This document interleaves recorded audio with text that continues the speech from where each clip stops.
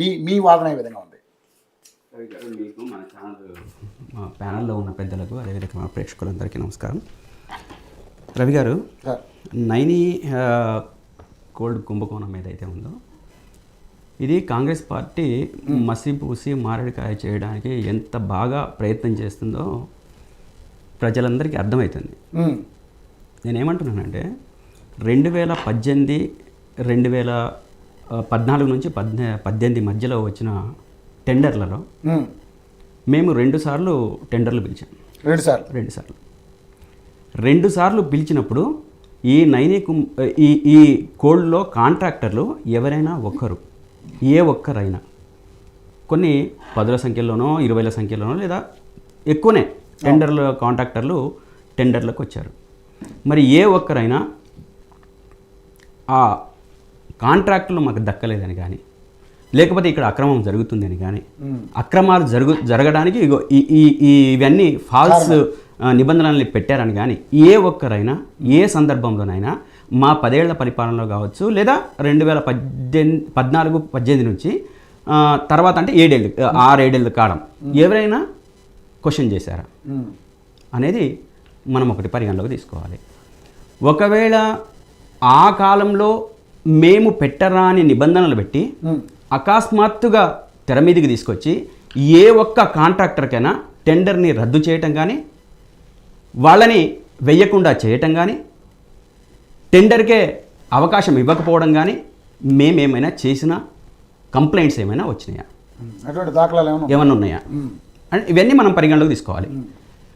అదేవిధంగా ఈ మొత్తం వ్యవహారంలో 2025 మేలో ఒక టెండర్ వేసిండ్రు. అంటే 2000 జనవరిలో ఎటువంటి షరతు లేకుండా భూపాలపల్లిలో 7%కు తక్కువ టెండరు, అంటే సైట్ విజిట్ అనే షరతు లేకుండా వేశారు. వేసిన తర్వాత 2005 మేలో వాళ్ళు షరతు పెట్టారు, సైట్ విజిట్ అనే షరతు పెట్టారు. 2025లో ప్రభుత్వం వాళ్ళదే, 2025 మేలో ప్రభుత్వం వాళ్ళదే, జనవరిలో ప్రభుత్వం వాళ్ళదే, మేలో ప్రభుత్వం వాళ్ళదే, 3-4 నెలల గ్రాఫ్లో. మరి ఆ రోజు పెట్టిన నిబంధన ఈరోజు ఎందుకు వర్తింపజేసినారు? మీ హయాంలోనే అది జరిగింది. అదొకటి. సరే, ఒకవేళ మేము ఈ కుంభకోణాన్ని లేదా వాళ్ళు చెప్తున్నట్టు ఏదో మేము చేస్తున్నామని చెప్పేసి, కావాలని చెప్తున్నామని చెప్పేసి అని అంటున్నారు కదా, మరి చేస్తున్న వాళ్ళు టెండర్లని ఎందుకు రద్దు చేసినారు? ఇప్పుడు మేము ఆరోపణ చేసిన తర్వాత, మేము ఎలిగేషన్ చేసిన తర్వాత, మేము బయటకు తీసుకొచ్చిన తర్వాత ఇదే భట్టి విక్రమార్క గారు ఇదే పేపర్ సాక్షిగా అంటే మీడియా సమక్షంలో కూర్చొని మేము ఆ టెండర్లను రద్దు చేశామని చెప్పేసి ఎందుకు అన్నారు? చేస్తున్నామని చెప్పేసి అన్నారు. చేసినారు. ఎందుకు చేసినారు? ఏ కారణం చేత చేసినారు? ఏం తప్పులేదు కదా గవర్నమెంట్ది, అంతా పారదర్శకంగా జరిగింది కదా, నాణ్యంగా జరిగింది కదా, అందరికీ అవకాశం ఉన్న రకంగా జరిగింది కదా. మరి జరిగిన కాంట్రాక్టు టెండర్ల వ్యవహారం ఏదైతే ఉందో ఈ నైని టెండర్లని మేము రద్దు చేస్తున్నట్టుగా ఎందుకు ఉప ముఖ్యమంత్రి భట్టి విక్రమార్క గారు ఎందుకు ప్రకటించారు? ఒకవేళ నిజంగానే దాంట్లో కుంభకోణం జరగలేదు, ఎటువంటి అవకతవకలు లేదు అనుకున్నప్పుడు మా ప్రెస్ మీట్ తర్వాత వాళ్ళు రెస్పాండే రద్దు చేయొద్దు. ఒకవేళ తప్పే జరిగి ఉంటే మేం ప్రెస్ మీట్ పెట్టకన్నా ముందే వాళ్ళు దాన్ని గమనించి టెండర్లని రద్దు చేయాలి. అర్థమైందా? ఇవన్నీ అంటే మీరు గమనించారో లేదో అంటే ఇవన్నీ కూడా గమనించారు. అదేవిధంగా ఒక ప్రధాన పత్రిక మేనేజర్ ఎండి స్వయంగా ఆయన చేతులతో రాసింది వాళ్ళ పత్రికనే, వాళ్ళ పచ్చ పత్రిక, అదేవిధంగా వాళ్ళ గ్రీన్ పత్రిక, ఈ 2 పత్రికలు పచ్చయే గ్రీన్ పత్రికలు కలిసి రాసిన ఈ వ్యవహారమే కదా ప్రజలంతా చూసింది. ఈ చూసిన దాంట్లోనే కదా వాళ్ళు రాసింది. దీన్ని బట్టే కదా భట్టి విక్రమార్క గారు ఆ ఎండికి వార్నింగ్ ఇస్తూ ప్రెస్ మీట్ పెట్టింది. అంటే ఇప్పుడు అంతా రేవంత్ రెడ్డి గారి సమక్షంలో జరిగిందంటారు మీరు? ఇవన్నీ రేవంత్ రెడ్డి గారి సమక్షంలోనే. భట్టి విక్రమార్క గారిని ఏ రకంగా దీంట్లో తీసుకురావాలి, ఈ దాంట్లో ఆయనకు లాభం లేకుండా ఏ విధంగా చూడాలి, సృజన్ రెడ్డికే దీంట్లో ఎట్లా లాభం చేకూర్చే విధంగా చూడాలి, చేకూర్చే దాంట్లో ఏ మాత్రం అవకాశం కొంచెం లబ్ధి చేకూరడానికి లేదా దాంట్లో వాటా తీసుకోవడానికి ప్రయత్నం చేసిన భట్టి విక్రమార్క సైడ్ ఎట్లా చేయాలి, డౌన్ ఎట్లా చేయాలి, డౌన్ ఫాల్ చేయడంలో ఇంకొక వ్యాంప్ క్యారెక్టర్ని తీసుకొచ్చి ఒక కథనం రాపించి ఆ కథనంలో భట్టి విక్రమార్క దోషం చేసి ఆ దోషితో అనేక రకాలుగా ఇబ్బందులు పెట్టించి ఇదే మళ్ళా భట్టి విక్రమార్క గారు మళ్ళా పత్రిక ముందుకు వచ్చేసి మేము 90 టెండర్లను రద్దు చేస్తున్నామని చెప్పేసానంటే ఏమన్నట్టు, ఏం చెప్తున్నట్టు వీళ్ళు సమాజానికి సమాధానం? అదేవిధంగా ఈ సింగరేణి కాలరీస్లో 51% వాటా రాష్ట్రానిది, 49% వాటా కేంద్రానిది. ఈ కేంద్రము బీజేపీ అధికారంలో ఉంది ఈరోజు. ఎందుకు ఈ కుంభకోణం మీద మాట్లాడట్లేదు? ఒకవేళ పూర్వపరాలు పరిశీలిస్తే తప్పు మేమని తేలితే మీరు మమ్మల్ని విమర్శించారు. కిషన్ రెడ్డి గారు దీని మీద ఎంక్వైరీ చేయమని చెప్పి స్టేట్మెంట్ ఇచ్చారు కదా. అదే నేను చెప్తున్నాను, ఎంక్వైరీ చేసి దీని మీద నిజాలు బయట పెట్టాలని మీరు ఆల్రెడీ దీని మీద చేయమని చెప్పాము. చేయాల్సిందే. వాళ్ళు ఇంత తతంగం జరుగుతుంటే ఆ టెండర్లలో నిజంగానే జరిగిందా జరగలేదా అని చెప్పేసి తెలుసుకోవాల్సిన బాధ్యత బీజేపీ మీద ఉంటుంది కదా. వాళ్ళు ఎంక్వైరీ చేయడం కాదు, ఇంత పెద్ద కుంభకోణం జరుగుతున్నప్పుడు వాళ్ళకు వివరాలన్నీ వాళ్ళ ముందే ఉంటాయి. 42% వాటాదారులకు వాళ్ళు కంపల్సరీ చేయాలంటే 49% కదా, 1-2% కాదు, 49% ఇమీడియట్ గా ఏం జరుగుతుంది? 6,393 కోట్ల రూపాయల కుంభకోణం ఇది ఒకే ఒక దాంట్లో. అదేవిధంగా మీరు రాత్రికి రాత్రే జిలెటిన్ స్టిక్స్ని 30% ఎక్కువగా ఎందుకు మీరు పిలిచారు అనేది మీకు కనపడుతుంది కదా. దేశవ్యాప్తంగా అన్ని కోల్ మైన్లలో మీ కళ్ళ ముందే కనపడుతుంది కదా. సెంట్రల్ గవర్నమెంట్ నేను అడుగుతుంది ఏంటంటే బీజేపీకి 3 కోట్ల రూపాయల కంటే ఎక్కువ తీసుకోవడానికి ఎక్కడ లేదు మొత్తం దేశవ్యాప్తంగానే ఉన్న కోల్లో. కానీ ఇక్కడ 5% తీసుకుంటున్నారు, 30% పెంచారు. అంటే శాతం రకంగా పెంచుకుంటే 30% పెంచారు. ఇది మేము చెప్తున్నది కాదు కదా, రికార్డులే చెప్తున్నాయి కదా.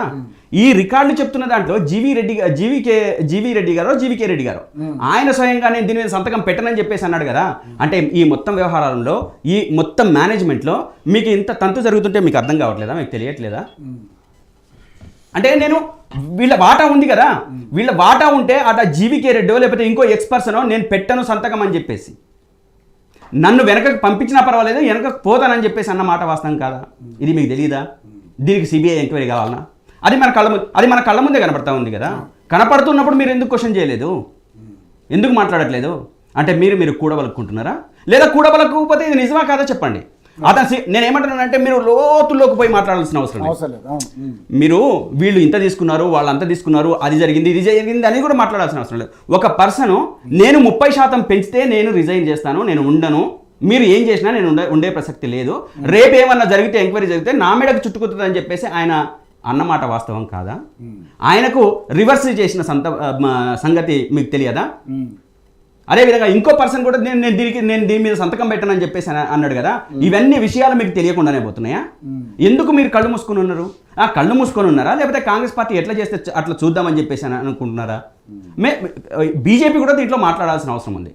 నిజంగా దీంట్లో కుంభకోణం జరగకపోతే ఎటువంటి లావాదేవీలు ఒక వర్గానికే లేదా సుజన్ రెడ్డికే ముఖ్యమంత్రి బావమర్దికే దీని లబ్ధి లేకపోతే ఇంత పెద్ద ఎత్తున జరుగుతూ ఉంది కదా, ఎందుకు మాట్లాడట్లేదు, ఎందుకు రావట్లేదు? ఇవన్నీ క్వశ్చన్స్ రేజ్ అవుతున్నాయి కదా.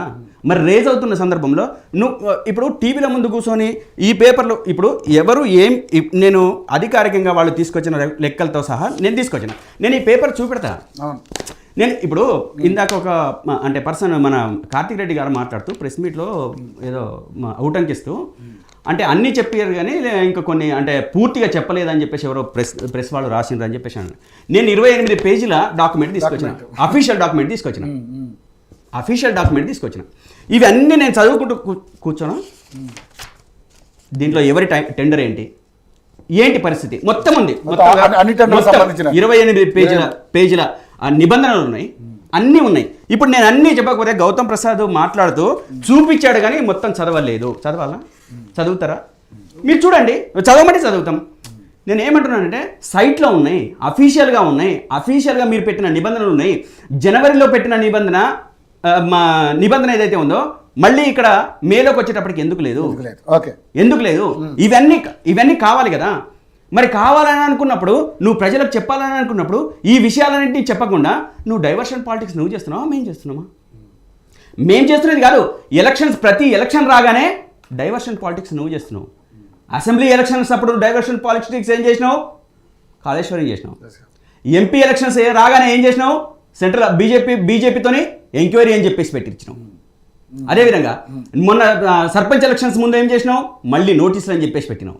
ఇప్పుడేం చెప్తున్నావు? మళ్ళీ జిహెచ్ఎంసీ రాగానే మళ్ళీ నోటిఫికేషన్ నోటీస్ అని చెప్పేసి మళ్ళీ పెడుతున్నావు. అంతకుముందు ట్యాపింగ్ కేసే, ఈరోజు ట్యాపింగ్ కేసే.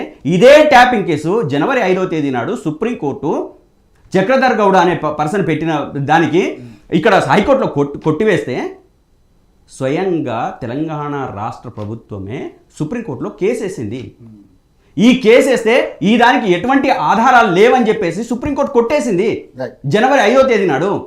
కొట్టేస్తే ఈ కొట్టేసిన అంశాలన్నీ పక్కన పెట్టేసి మళ్ళీ నువ్వు కొత్త నాటకం ఆడుతున్నది ఎవరు? ట్యాపింగ్లో ఎటువంటి ఆధారాలు లేవని చెప్పేసి కొట్టేసింది సుప్రీంకోర్టు.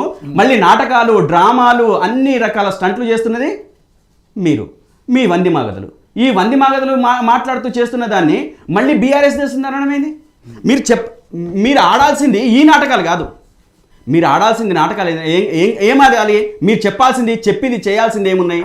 2500 మహిళలకు 2500 పెన్షన్ ఏమైంది చెప్పాలి, వాళ్ళకి ఇస్తానన్నది. 2 నుంచి 4000 రూపాయల పెన్షన్ ఏమైందని చెప్పేసి అడగాల. ఇంట్లో ఒక్కళ్ళకే కాదు ఇద్దరికి ఇస్తామని చెప్పేసి అన్నది ఏమైందో చెప్పాలా. అదేవిధంగా రైతు బంధు ఏమైందో ఇప్పుడు మొన్ననే సంక్రాంతికి ముందు ముఖ్యమంత్రి గారు స్వయంగా మురికి నోటితో చెప్పిండు. ఏమని? నేను సంక్రాంతి తర్వాత ఇస్తానని చెప్పేసి. సంక్రాంతి 15 రోజులు అవుతుంది, ఇప్పటికీ రైతు భరోసా లేదు, రుణమాఫీ లేదు, ఈ వ్యవహారాలన్నీ స్కూటీ లేదు, ఏవి లేవు. ఈ విషయాలు కదా కావాల్సింది.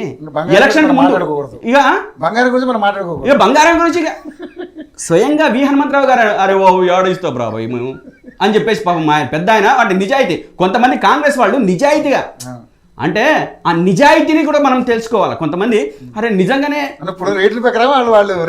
ఆయన చెప్పుకొచ్చాడు. అంటే కాంగ్రెస్ ప్రభుత్వం, కాంగ్రెస్ పార్టీ ఎలక్షన్స్ కంటే ముందు ఏవైతే వాళ్ళు చెప్పినరో అవన్నిటినీ కూడా దాటవేయడం కోసం, ప్రజల్ని మభ్యపెట్టడం కోసం, భ్రమంలో ఉంచడం కోసం ఏదో ఒకటి డైవర్షన్ పాలిటిక్స్ చేసి వాళ్ళకి ప్రధానంగా మేము ఎలిగేషన్స్ ఏదైతే చేస్తున్నామో ఆ ఎలిగేషన్స్ ఏవైతే ఉన్నాయో వాళ్ళకి చాలా ఇబ్బందికరంగా ఉన్నాయి. ఆ ఇబ్బందికరంగా ఉన్న పరిస్థితిని ఆధారాలతో సహా మేము ముందుకు పెట్టేటప్పటికంటే ఎలక్షన్స్లో వాళ్ళకి ఎక్కడ దెబ్బ తగులుతుందో కాబట్టి జిహెచ్ఎంసీలో వాళ్ళకి ఇంకా ఇరుకున పెట్టాలి, ఇబ్బందులు పెట్టాలని చెప్పేసి మా హరీష్ రావు గారి మీద, కేటీఆర్ గారి మీద, ఈరోజు సంతోష్ రావు గారి మీద రకరకాల డ్రామాలు ఆడుతున్నారు. మీ డ్రామాలు దీని వలన, ఫోన్ ట్యాపింగ్ వలన ఏ ఒక్క ప్రజానికానికైనా, ఒక రైతులకు కానీ, ఒక శ్రామికులకు కానీ, సామాన్య జనానికి కానీ కించిత్ ఇసుమంత ఆవగింజంత ఉపయోగం ఉందా? అది మీ డైవర్షన్ పాలిటిక్స్ తప్ప మీకు ఉపయోగమే తప్ప. కానీ ఒకటి ఏంటంటే ప్రజలకు అది దాంతో సంబంధం లేకపోవచ్చు, కానీ దాన్ని అంత దారుణంగా వాడడం అనేది కూడా కరెక్ట్ కాదంటూ కూడా చాలా మంది మాట్లాడతారు. రవి గారు అది వాడినరా వాడలేదా నిజమేంటి కేటీఆర్ గారు ఒకళ్ళిద్దరు చేస్తుండొచ్చు అని ఆయన ఒప్పుకుంటాడు కదా. అట్లా కాదు, ఒకరిద్దరు కాదు, స్వయంగా ముఖ్యమంత్రి గారే యనమల రేవంత్ రెడ్డి గారే ప్రభుత్వం చేస్తుందని చెప్పిండు కదా. ఓకే, వాళ్ళు చేస్తున్నప్పుడు అంటే దీనికి ఒక ప్రొసీజర్ ఉంటది, ఈ ప్రొసీజర్ ప్రకారంగా చేస్తారు అని చెప్పేసి స్వయంగా ముఖ్యమంత్రి గారే చెప్పిండ్రు. అదే ముఖ్యమంత్రి గారు అంతకుముందు సాధారణ ఎలక్షన్స్ కంటే ముందు, జనరల్ ఎలక్షన్స్, అసెంబ్లీ ఎలక్షన్స్ కంటే ముందు నా ఫోన్ ట్యాపింగ్ చేసిండ్రో, నాకు జామర్ పెట్టినరో, నాకు కింద పెట్టినరో, మీద పెట్టినరో అని చెప్పేసి మొత్తుకున్న యనమల రేవంత్ రెడ్డి గారు ఆఫ్టర్ ఎలక్షన్స్ తర్వాత 2-3 నెలల క్రితము, 4 నెలల క్రితము అసలు నాకు ఎటువంటి నోటీసులు రాలేదు అని అంటే నా ఫోన్ ట్యాపింగ్ కాలేదన్నట్టే కదా. ఒకవేళ అయితే నాకు నోటీసులు వచ్చేటే కదా అని చెప్పేసి మాట్లాడింది ఈ ముఖ్యమంత్రి గారే కదా, మన రాష్ట్ర ముఖ్యమంత్రి గారే కదా. మరి ఇవన్నిటిని మనం ఏం చేసుకోవాలి? ప్రభుత్వం అధికారికంగా చేసే ట్యాపింగ్ ఏదైతే ఉందో ఆ ట్యాపింగ్లో వాస్తవాలు, అవాస్తవాలు, నిజాలు, అబద్ధాలు వీటన్నింటినీ క్రోడీకరించుకొని గతం వాళ్ళ మీద బట్టగాల్చి మీదేయాలనే ఆలోచన తప్ప నిజంగా దీనికి ఒక లెక్క ప్రకారం చేస్తారు అని చెప్పేసి అనడానికి వీళ్ళు చెప్పే దాంట్లో, ప్రజలకు వివరించే దాంట్లో చాలా మటుకు వ్యత్యాసాలు ఉన్నాయి. ఆ వ్యత్యాసాల కారణంగా ఈరోజు దాన్ని తీసుకొచ్చి ముందుకు పెడుతున్నారు. ఈ విషయాలన్నింటినీ కూడా ప్రజలు ఖచ్చితంగా తెలుసుకుంటారు, తెలుసుకునే విషయాలు అన్నీ ఉన్నాయి. రేపు రాబోయే రోజుల్లో ఇదే కాంగ్రెస్ పార్టీకి ఎన్ని రకాల అబద్ధాలు చెప్పినా దాంతో ఇవాళ ఒకటే కాదు, మేము చెప్తున్నాం ఏంటంటే ఇదే కుంభకోణంలో విత్ ఎవిడెన్స్తో సహా మేము ముందుకు పెడతాం. రైట్, పెట్టమనే కోరుకుంటారు వాళ్ళు కూడా. Yes, పెడతాం, definitely. తప్పనిసరిగా పెడతాం. ఇప్పుడే ఎందుకంటే ప్రజలకు ఇప్పుడే తెలియాలి. ఇప్పుడు మేము పెట్టిన ఎందుకంటే తెలంగాణకి ఇంకా పెడతాం. తెలంగాణకి గుండెకాయ ఈ సింగరే. నేనేమంటే ఈ ఇద్దరు ముగ్గురు కాంట్రాక్టర్లకే టెండర్లు ఎట్లా తగ్గినాయి, రైట్, మాట్లాడు. సృజన్ రెడ్డికి ఎందుకు తగ్గినాయి, Right. ఏ విధంగా తగ్గినాయి, ఇవన్నీ విషయాలన్నింటినీ కూడా ఇంకా పర్ఫెక్ట్ గా బయట పెడతాం. రైట్ రైట్ బీజేపీ నాయకులు ప్రేమగాంధీ గారు, బొగ్గు కుంభకోణంలో మీరు దొంగ అంటే మీరు, మీరు దొంగ అంటే మీరని ఇరు పార్టీలు చాలా వాగ్వాదాలు చేసుకుంటున్నాయి.